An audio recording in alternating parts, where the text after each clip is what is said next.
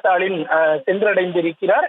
தற்பொழுதுதான் விஜயகாந்த் உடலுக்கு அரசு மரியாதை அளிக்கப்படும் என்று முதலமைச்சர் மு.க.ஸ்டாலின் சார்பில் இரங்கல் அறிக்கையும் தெரிவிக்கப்பட்டு இறுதி சடங்கு முழு அரசு மரியாதையுடன் நடத்தப்படும் என்று அறிவிப்பும் வெளியிடப்பட்ட நிலையில் தற்பொழுது முதலமைச்சர் மு.க.ஸ்டாலின் நேரடியாகவே விஜயகாந்த் அவர்களினுடைய இல்லத்திற்கு தற்பொழுது சென்று அங்கு தனது இறுதி அஞ்சலியை செலுத்த இருக்கிறார்.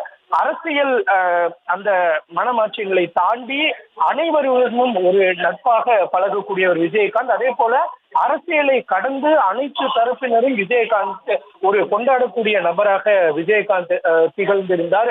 அரசியல் கொள்கை என அனைத்தையும் கடந்து அனைவராலும் அன்பாகவும் நேசிக்கப்படக்கூடிய ஒரு நபராகவும் கேப்டன் இருந்த நிலையில் தற்பொழுது அவரது அதாவது விஜயகாந்தினுடைய குடும்பத்தினர் உறவினர்களை கடந்து முதல் ஆளாக ஒரு நேரில் அஞ்சலி செலுத்தும் நபராக முதலமைச்சர் மு.க.ஸ்டாலின் அவர்கள் தற்பொழுது சாலிகிராமம் இல்லத்திற்கு சென்று விஜயகாந்த் அவர்களினுடைய உடலுக்கு இறுதி அஞ்சலி செலுத்த இருக்கிறார். அதனைத் தொடர்ந்து அவரது குடும்பத்தினரையும் சந்தித்து தனது இரங்கலையும் தெரிவித்து அவர்களுக்கு ஆறுதலும் தெரிவிக்க இருக்கிறார். தற்பொழுது தனது காரில் இருந்து இறங்கி முதலமைச்சர் கேப்டனினுடைய வீட்டிற்குள் சென்று இன்னும் ஒரு சில மணி துளிகளில் விஜயகாந்த் அவர்களுக்கு தனது இறுதி அஞ்சலியை முதலமைச்சர் மு.க.ஸ்டாலின் செலுத்த இருக்கிறார். அதனைத் தொடர்ந்து விஜயகாந்த் அவர்களினுடைய உடலானது தேமுதிகவினுடைய தலைமை அலுவலகம் கோயம்பேட்டில் இருக்கக்கூடிய தேமுதிக தலைமை அலுவலகம் கொண்டு செல்லப்பட்டு